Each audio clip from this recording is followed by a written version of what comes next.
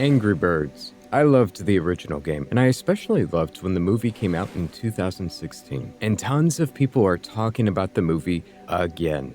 But why are they talking about a movie that came out a whole decade ago? Well, funny enough, somebody uploaded the whole movie onto YouTube, and it never got taken down. And because of that, even more people decided to upload the movie onto YouTube. And due to that, it has reignited discussion about the movie again. And Twitter found out about this. It started a whole political war. Is the Angry Birds movie political propaganda? Is it actually an allegory for immigrants coming into the West while our main protagonist sends them back to where they came from? Well, according to the left, it is not. Somehow this movie that portrays as pigs that come to steal your eggs actually has a left-wing message to it, that being one against colonialism, and it is actually anti-Western propaganda.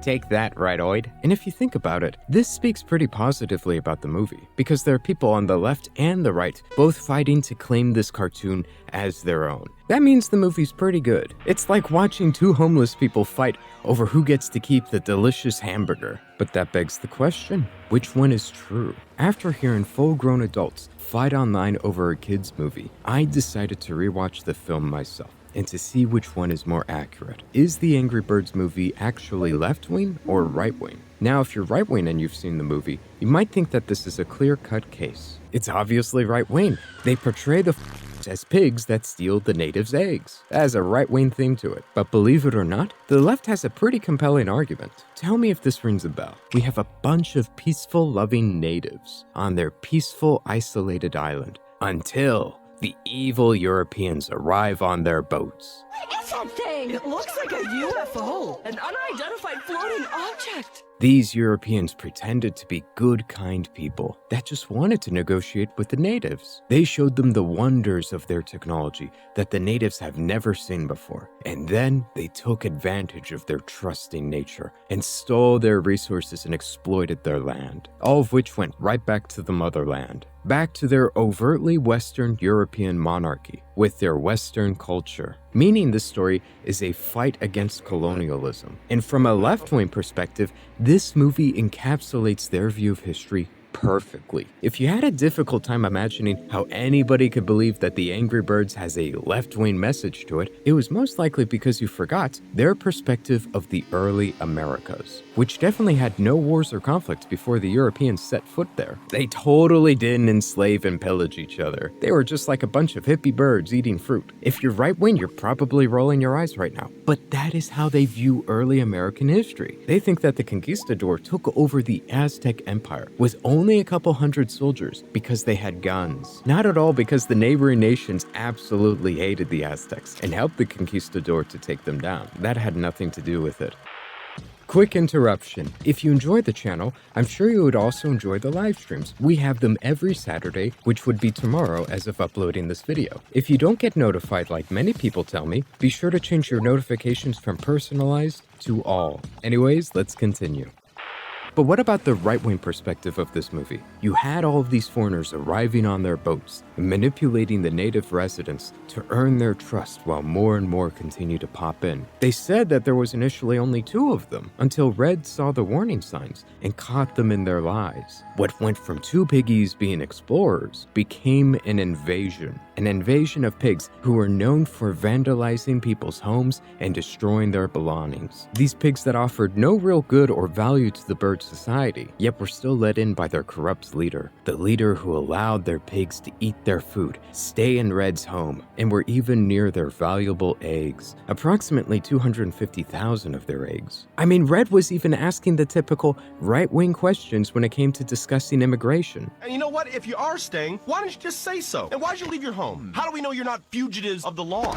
You are making our guests feel unwelcome, and you're not asking basic questions. Oh? He tried to warn his people, but he was trapped in this politically correct society that did not tolerate his right-wing anger. Yet in the end, it was that political incorrectness that saves them from the hordes of immigrants. That seems like a right-wing message to me. Yet there's a problem with both of these views of the movie, because both of them are filled with lies and what I would call propaganda. In order to arrive at the conclusion that this has an overtly anti-immigrant or an anti-colonialist message, you have to intentionally ignore certain facts and selectively focus on others that support the narrative you wish to believe in. That is how propaganda works. And there are people on both sides, mind you, who will intentionally misrepresent the movie to reach their conclusions they want to believe. Kinda like this Angry Birds movie review that went viral about 10 years ago, where they said that this movie was incredibly racist propaganda. We also see him slap down a doctor, which, as we see in his certificate,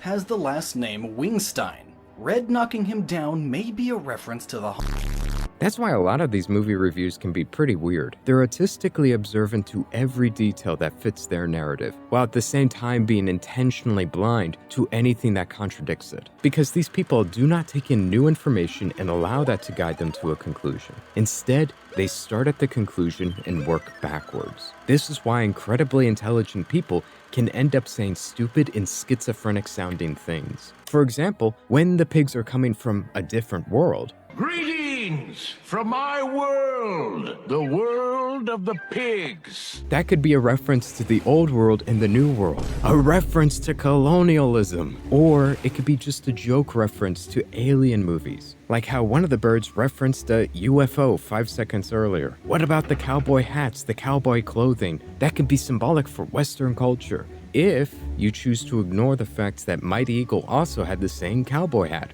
while he was doing his gay dance in a supposedly right-wing based movie. And still, in the opening credits, we see Red as a child creating a magnificent statue of an eagle, which, as we know, and later gets referenced a ton in this movie, represents America. Or it could be that the eagle is a callback to the original game, where he was used as a power-up to instantly clear the level. These people who claim that there's a political message baked into the movie don't seem to be practicing discernment or asking basic questions here. That being, how much of this political messaging and symbolism is pure coincidence and simply a reference to the mobile game? What about the monarchy? It's a callback to the European colonization. You know, you could be right. It could be some deep symbolism about the British Empire, or it could be a reference to the original game where you had the King Piggy, the same mobile game where pigs also had cowboy hats. Again, stop reading into these things deeply when it was just a silly game reference. What about their contraptions, their Western technology? It's a callback to American colonization where we showed them our superior technology. Those are seen in the game as well. Most of the things you can find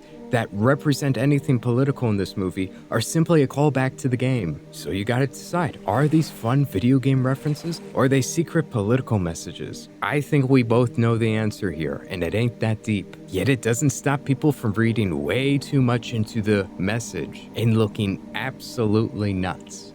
But I think the idea of the movie is that Red the bird is always angry at everything. I don't think he's supposed to resemble a specific person in society. I don't think that's the idea that the fucking director was going to the for. fear of Muslims on airplanes ever since. Jesus fucking Christ. I'm done. These people are seeing patterns in noise. It's the same as palm reading and seeing shapes and patterns in the clouds. There is no intentional political messaging from this movie. Yet the interesting thing is, that doesn't stop people from walking away with an impression from the film. And if you compare the right and the left's interpretations, you get a consistent theme here. That being, you had a group and they were living peacefully in their homeland, and then they were invaded by these foreigners. We might disagree on who these individuals represent, yet we do not argue on what they are in principle. And the funny thing is, the right agrees with the left more than they realize, because when it comes to the left, they hate colonialism and view it as a bad thing. But just not when it happens to white people. They seem to act like white people are the only individuals who have done colonialization. But if you look at it, the definition of colonialization is migration to and settlement in an inhabited or uninhabited area. This can be done legally through the state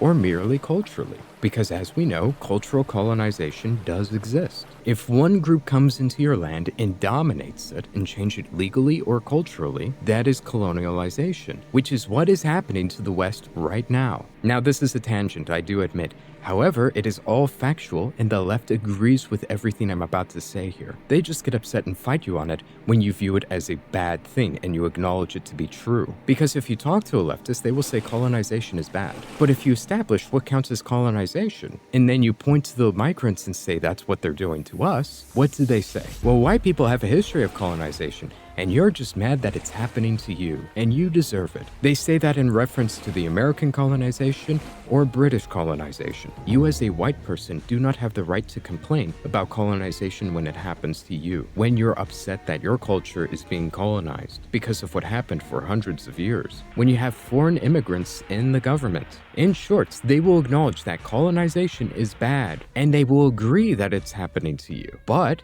you just deserve it as punishment for what your ancestors did, even though both Hispanics and Africans have a history of colonization too, so they're lying when they use that as an excuse. But when you dig deeper into it, you will realize they just hate you, and they're justifying something that they agree is evil when it happens to you. That's all it is. In my opinion, all of this explains why there is a divide between the left and the right when it comes to their interpretation of this film, when it comes to our views of foreigners. The left and the right's interpretation of this movie are the exact same. We just disagree on when it counts as a bad thing. All of this political discussion happened because of a fun animated bird movie that had literally no political messaging to it at all. They were just trying to be funny and goofy, and it turned into all of this. Anyways, that's it for this video. I hope you enjoyed it, and thank you so much to the patrons who continue to support the channel. Because of your support, I'm able to continue making videos. And if you enjoyed this video, be sure to check out some of my other content. I'm sure you will like it as well. And as always, I hope you have a good one.